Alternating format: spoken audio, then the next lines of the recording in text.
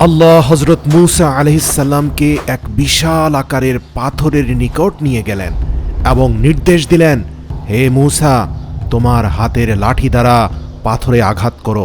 হযরত মূসা আলাইহিস সালাম তার লাঠিটা শক্ত করে ধরলেন। বিসমিল্লাহ।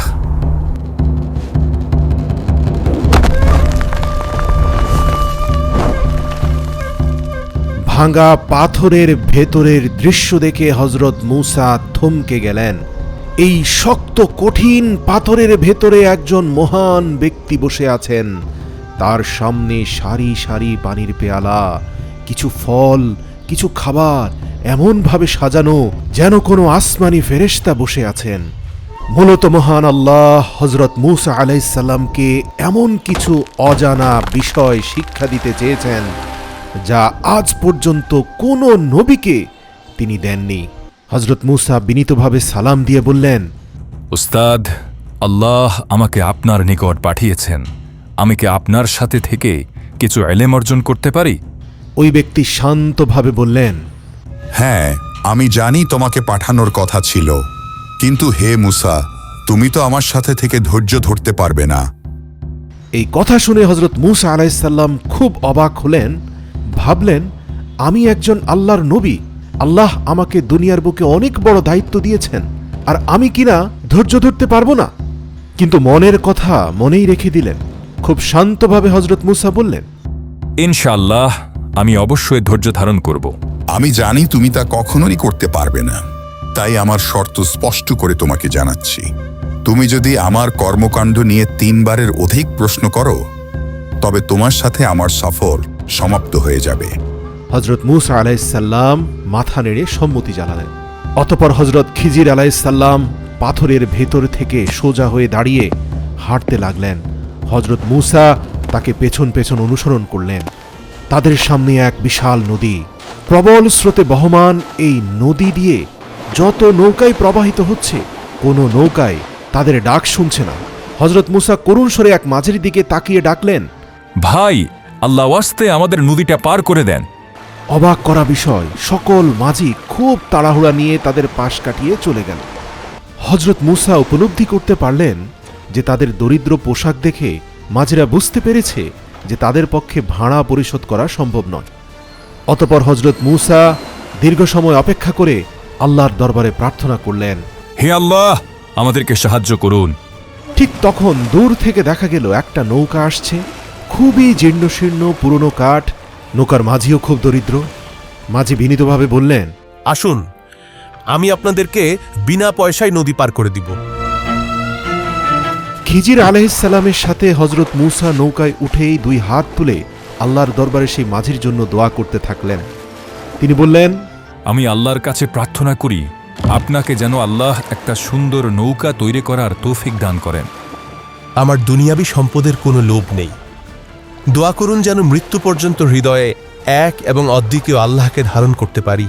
আর ঠিক তখনই হযরত খিজির আলাইহিস সালাম, যিনি এতক্ষণ চুপ ছিলেন, তিনি হঠাৎ উঠে দাঁড়ালেন।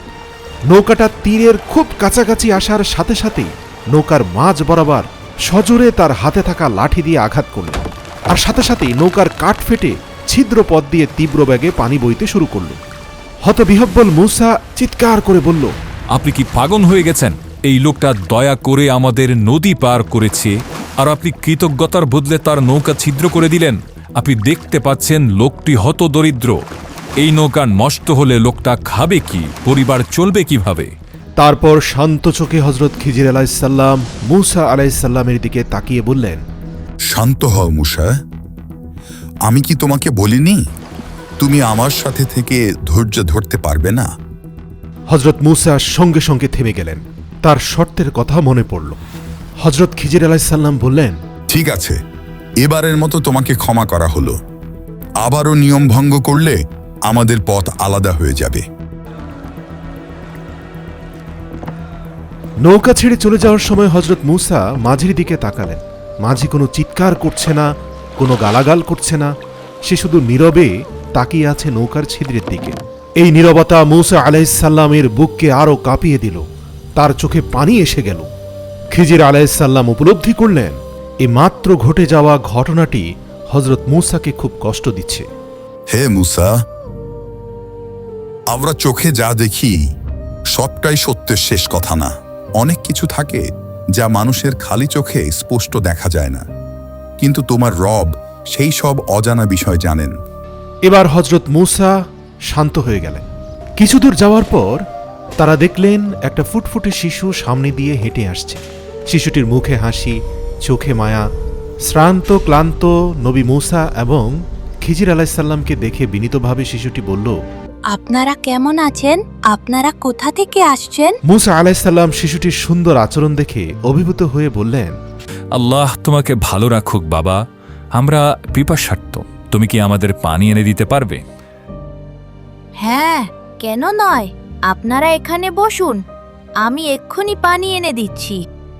শিশুটির হাত থেকে পানির পেয়ালা নিয়ে তৃপ্তি সহকারে পানি পান করলেন হজরত মূসা এবং খিজির আলাইসাল্লাম।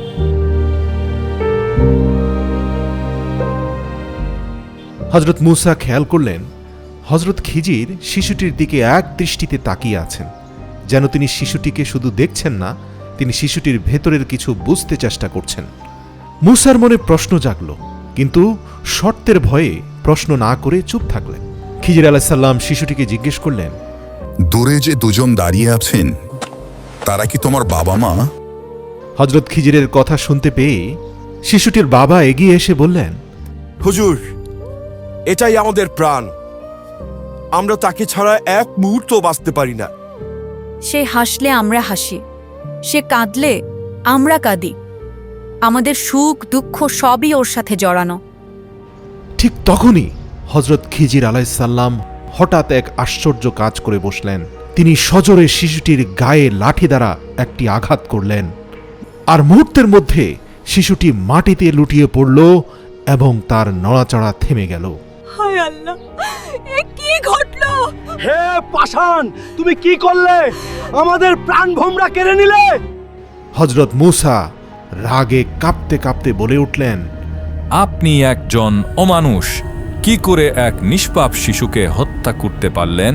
তার তো কোনো পাপও নেই দুনিয়ায়, এ তো ভয়ঙ্কর জুলুম। হজরত মূসা আলাইসাল্লামের প্রতিবাদ শুধু রাগ না, এটা ছিল ন্যায়বোধ, কারণ তিনি নবী, নবীর হৃদয় অন্যায় সহ্য করে না। কিন্তু ঘাতক হজরত খিজির আলাইসাল্লামের চেহারায় কোনো ভয় নেই। তিনি শান্ত স্বরে বললেন, তোমরা আল্লাহর উপর বিশ্বাস রাখো, নিঃসন্দেহে আল্লাহ এর থেকে উত্তম কিছু তোমাদের প্রদান করবেন। সেই স্থান ত্যাগ করতে করতে হজরত খিজির মূসাকে বললেন, হে মূসা, তুমি পুনরায় শর্ত ভঙ্গ করেছ। আপনি তো স্পষ্ট জুলুম করেছেন। আমি আল্লাহর হুকুম ছাড়া কিছুই করি না। যদি তুমি এখনই এই ব্যাখ্যা জানতে চাও, তবে তুমি আমার সাথে আর সামনে এগোতে পারবে না। এই কথাটা শুনে মূসা আলাইসাল্লামের ভেতরটা কেঁপে উঠল। তিনি বুঝলেন, যেহেতু আল্লাহ তাকে খিজিরের মুখোমুখি করেছেন, নিশ্চয়ই এখানে কোনো রহস্য আছে। তাই তিনি নিজেকে আবারও ছোট করে খিজিরের কাছে ক্ষমা চাইলেন। তারা আবার চলতে লাগলেন। শিশুটির বাবা মায়ের কান্না পেছনে পড়ে রইল। মরুভূমির পথে যেতে যেতে খিজির আলাইসাল্লাম দেখলেন মূসা আলাইসাল্লাম অনবরত কাঁদছেন, তার চোখের পানি থামছে না। হজরত খিজির শান্ত স্বরে বললেন, হে মূসা, কান্না মানুষের হৃদয়কে শান্ত করে। তোমার রব তোমার হৃদয়টাকে নরম করে দিয়েছেন বলেই তুমি কাঁদতে পারছো। ভাবো তো, যাদের হৃদয় পাথর হয়ে গেছে তাদের চোখে কখনোই পানি আসে না। মৃত্যু এমন এক দৃশ্য যা হৃদয়কে কাঁপায়। কিন্তু মনে রেখো, তোমরা শুধু মৃত্যুকেই দেখো, আর তোমার রব দেখেন এর পেছনের উদ্দেশ্য পরিণতি এবং কল্যাণ। মূসা আলাইসাল্লাম এবার পরিপূর্ণ শান্ত হলেন, বুঝতে পারলেন আমাকে ধৈর্য ধরতে হবে। তারপর তারা আরও দীর্ঘ পথ পাড়ি দিলেন। রোদ, ধুলো, ক্লান্তি সব মিলিয়ে তারা প্রচণ্ড দুর্বল হয়ে গেলেন। শেষ পর্যন্ত দূরে দেখা গেল একটা জনপদ। ঘরবাড়ি আছে, মানুষ আছে, পানির ব্যবস্থা আছে। মূসা আলাইসাল্লাম মনে মনে একটু আশার আলো পেলেন, কারণ তৎকালীন আরব সমাজে একটা নিয়ম ছিল, মুসাফির মানুষ যারা পিপাসার্ত ও ক্ষুধার্ত তাদের খাবার ও পানি দেওয়া খুব বড় নেক কাজ মনে করা হতো। হজরত মূসা দেখতে পেলেন দুইটি শিশুকে খুব খাটাচ্ছে লোকজন। আজকের দিনের মধ্যে এই দেয়ালটা ঠিক করে না দিলে তোদের কোনো খাবার জুটবে না। তাড়াতাড়ি কাজ কর, ভাই, আমরা মুসাফির, খুব পিপাসার্থ, আমাদের একটু পানি দিন, সম্ভব হলে একটু খাবারও দিন। কিরে, বিনা পয়সায় খেতে এসছিস? ওই যে বাচ্চা দুটোকে দেখছিস, হেলে পড়া দেয়ালটা ঠিক করছে। পারলে সেটা সোজা কর, মাটি কেটে শক্ত কর। দেওয়াল ঠিক করতে পারলে তখন খাবার দেব। প্রিয় দর্শক, এটা ছিল একজন নবীর জন্য খুবই অপমানজনক আচরণ। তার পাশাপাশি তারা মুসাফিরও ছিল। হজরত মুসা কিছুটা রাগ হলেও খিজির আলাইসাল্লাম রাগ করলেন না, কথা কাটাকাটি করলেন না, উল্টো মুচকি হাসলেন। তারপর মুসা আলাইসাল্লামকে শান্তভাবে বললেন, চলো মুসা, আমরা কাজে নেমে পড়ি। দেওয়ালটা সোজা করতে হবে। মুসা আলাইসাল্লাম অবাক হয়ে গেলেন, কিন্তু কোনো প্রশ্ন না করে খিজির আলাইসাল্লামের সাথে কাজে নেমে পড়লেন। মুসা আলাইসাল্লাম দেখতে পেলেন সেই দুইটি শিশুর পক্ষে এই দেয়ালকে সোজা করা কখনোই সম্ভব নয়। এটা অত্যন্ত ভারী কাজ, অনেক খাটুনি প্রয়োজন। মুসা আলাইসাল্লাম এবং খিজির আলাইসাল্লাম কঠোর পরিশ্রম শুরু করলেন। কখনো রোদে পুড়ছেন, কখনো ক্লান্ত শরীরে ঘুমিয়ে পড়ছেন, আবারও কাজ শুরু করছেন। হজরত মুসার হাত ব্যথা করছে, কাঁধ ব্যথা করছে, ঘাম ঝরছে, কিন্তু তিনি কাজ চালিয়ে যাচ্ছেন। হজরত খিজির আলাইসাল্লাম একদম শান্ত, তার মুখে কোনো অভিযোগ নেই। তিনি হাসি মুখে শুধু কাজই করছেন একাগ্রভাবে। শেষ পর্যন্ত অনেক শ্রমের বিনিময়ে ভারী দেয়ালটা সোজা হয়ে দাঁড়িয়ে গেল। কাজ শেষ করে হজরত মুসা খাবারের অপেক্ষায় বসে রইলেন। খিজির আলাইসাল্লাম তাকে ডাক দিয়ে বললেন, হে মুসা, চলো আমরা এখান থেকে চলে যাই। পিপাসার্ত ক্ষুধার্ত হজরত মুসা জবাবে বললেন, আমরা এত কষ্ট করলাম, আর আপনি বলছেন তাদের কাছ থেকে বিনিময় না নিয়ে চলে যাব? কমপক্ষে খাবারটা তো নিতে পারতেন। এটা ছিল ক্লান্ত মানুষের স্বাভাবিক প্রশ্ন, কিন্তু এটাই ছিল হজরত মুসার তৃতীয়বার সীমালঙ্ঘন। তিনি মুসা আলাইসাল্লামের দিকে তাকালেন, কিছুক্ষণ নীরবতার পর বললেন, হে মুসা, এটাই তোমার এবং আমার মধ্যে বিচ্ছেদের সময়। তুমি 3 বার নিয়ম ভঙ্গ করেছ। আমার ভুলের জন্য আল্লাহর কাছে ক্ষমা চাই, কিন্তু আপনি যাওয়ার আগে আমাকে 3টি ঘটনার ব্যাখ্যা বলুন। কেন আপনি নৌকায় ছিদ্র করলেন, কেন শিশুটিকে হত্যা করলেন, আর কেন বিনা পরিশ্রমে কতগুলো বেয়াদব মানুষের কাজ করলেন? ঠিক আছে মুসা, এখন আমি তোমাকে এক এক করে 3টি ঘটনার কারণ বলে দিচ্ছি। তুমি যা দেখেছিলে সবই ছিল বাহ্যিক দৃশ্য, আর এখন তুমি ভেতরের সত্যটা শুনবে, যা আল্লাহ তোমার চোখের সামনে গোপন করে রেখেছিলেন। তুমি ভেবেছিলে নৌকা ছিদ্র করে আমি মাঝির সাথে জুলুম করেছি, কিন্তু আসল সত্য হলো আমি তার নৌকাটাকে রক্ষা করেছি। তুমি জানো না, আমরা সেই স্থান ত্যাগ করার 1 ঘন্টা পরেই ফেরাউনের লস্কর বাহিনী সেই নদীর পাড়ে এসে জোরপূর্বক সকল মাঝির নৌকা কেড়ে নিয়েছিল। শত শত মাঝির আত্মচিৎকারের শব্দ তোমার কান পর্যন্ত পৌঁছায়নি, কারণ তুমি সেখানে উপস্থিত ছিলে না। কিন্তু তোমার রব জানতেন কিছুক্ষণ পরে এখানে কি ঘটবে। অবাক করা বিষয় কি জানো মুসা? আমাদের বহনকারী মাঝির নৌকা ফেরাউনের লস্কর বাহিনী কেড়ে নেয়নি, কারণ সেই নৌকার মধ্যখানে একটা ত্রুটি ছিল। এই ত্রুটিযুক্ত নৌকা নিয়ে তাদের কোনো লাভ নেই। হে মুসা, তোমার দৃষ্টি দেখেনি যখন লস্কর বাহিনীর সব নৌকা নিয়ে নদী পার হচ্ছিল, তখন শত শত মাঝির চোখ দিয়ে কিভাবে অশ্রু গড়িয়ে পড়ল, শুধুমাত্র একজন ব্যক্তি ব্যতীত, যার নৌকা ত্রুটিযুক্ত হওয়ায় রক্ষা পেয়ে গিয়েছিল। মুসা আলাইসাল্লাম তখন চুপচাপ শুনছেন, তার চোখের পানি থামছে না, কারণ তিনি বুঝতে পারছেন পুরো দৃশ্যের মাত্র 5 ভাগ দেখেই তিনি রাগ হয়েছিলেন, অথচ মহান আল্লাহ বাকি 95 ভাগ দৃশ্য তার সামনে আজ উন্মুক্ত করে দিলেন। হজরত মুসা স্থির হয়ে প্রশ্ন করলেন, কিন্তু নিষ্পাপ শিশুটার কি দোষ ছিল? তাকে কেন হত্যা করলেন? হে মুসা, তুমি ভবিষ্যৎ জানো না, কিন্তু আমি আল্লাহর কাছ থেকে ভবিষ্যৎ দেখতে পেয়েছিলাম। এই শিশুটির ভবিষ্যৎ আল্লাহ জানতেন। আল্লাহ জানতেন সে বড় হয়ে ফেরাউনের লস্কর বাহিনীর প্রধান হবে। তার হাতে হাজার হাজার নিরীহ মানুষের মৃত্যু হবে। সে একজন জালিম হবে এবং একজন মুশরিক হবে। সে তার ঈমানদার পিতামাতাকেও পথভ্রষ্ট করবে, অথচ তার তাৎক্ষণিক নিষ্পাপ মৃত্যু তাকে জান্নাতবাসী করেছে। মহান আল্লাহ তার পিতামাতার ঈমানকেও রক্ষা করতে চাইলেন এবং তাদেরকে পরবর্তীতে এমন একটি সন্তান দান করবেন যে হবে অত্যন্ত ঈমানদার এবং নেককার। তাই আল্লাহ চাইলেন এই শিশুটিকে ছোট অবস্থায় নিজের কাছে তুলে নিতে। এতে শিশুটির জন্য কল্যাণ, কারণ সে ছোট নিষ্পাপ অবস্থায় মারা গেছে, আর বাবা মায়ের জন্য কল্যাণ, কারণ আল্লাহ তাদের ঈমানকে রক্ষা করবেন। দর্শক, এই ঘটনাটা খুবই সংবেদনশীল।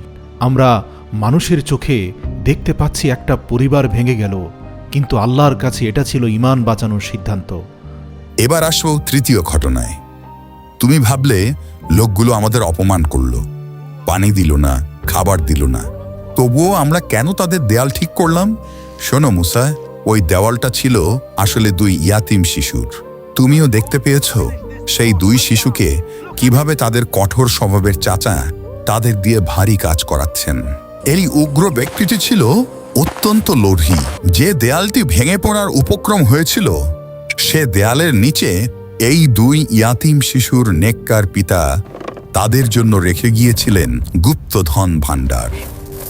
আমি এজন্য সেই দেওয়ালটিকে কঠোর পরিশ্রম করে সোজা করে দিলাম, যাতে অন্তত সেই দেওয়ালটি 18 বছর টিকে থাকে। কারণ 18 বছর পরেই এই 2 শিশু যুবকের রূপান্তর হবে, আর তখন এই দেওয়াল ভেঙে পড়ার মাধ্যমে সেই গুপ্তধন ভাণ্ডার প্রকাশ হয়ে পড়লেও সেটার মালিকানা সেই লোভী চাচা দখল করে নিতে পারবে না। আর একটা কথা মনে রেখো মুসা, মহান আল্লাহ আমাকে জানিয়েছেন এই 2 শিশুর বাবা ছিলেন একজন নেককার মানুষ, মানে বাবার নেক আমলের বরকতেই আল্লাহ সন্তানদের সম্পদ রক্ষা করলেন। পবিত্র কোরআনের এই ঘটনা দ্বারা স্পষ্ট বোঝা যায় একজন নেককার বাবা মায়ের ন্যাক আমল সন্তানের জীবনেও বরকত বয়ে নিয়ে আসে। এগুলো আমি নিজের ইচ্ছায় করিনি, আমি যা করেছি আল্লাহর আদেশে করেছি। সব কিছু জানার পর হযরত মূসা আলাইহিস সালাম নিজের চোখের পানি ধরে রাখতে পারলেন না। তিনি উপলব্ধি করলেন এত বড় নবী হয়েও সবকিছু বোঝার ক্ষমতা আল্লাহ তাকে দেননি, কারণ গায়েবের জ্ঞান শুধু আল্লাহর কাছেই রয়েছে।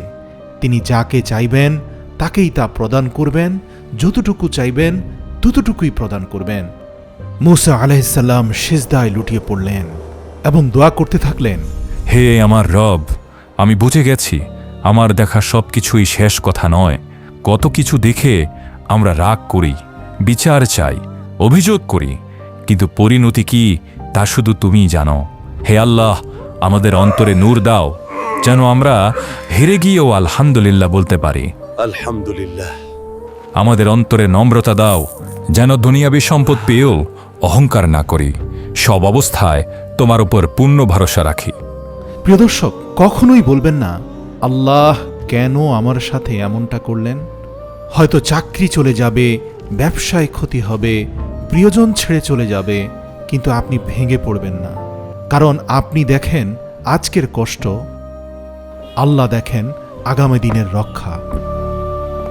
আপনি দেখেন আজকের ক্ষতি, আল্লাহ দেখেন বড় বিপদ থেকে বেঁচে যাওয়া। আপনি দেখেন হতাশা, আল্লাহ দেখেন কল্যাণের রাস্তা। তাই আপনি যখন বুঝতে পারছেন না, যখন সবকিছু অন্ধকার মনে হচ্ছে, তখন চোখ বন্ধ করে বলুন, আমি আল্লাহর উপর পূর্ণাঙ্গ ভরসা করলাম, কারণ আমি সবকিছু জানি না, তিনি জানেন।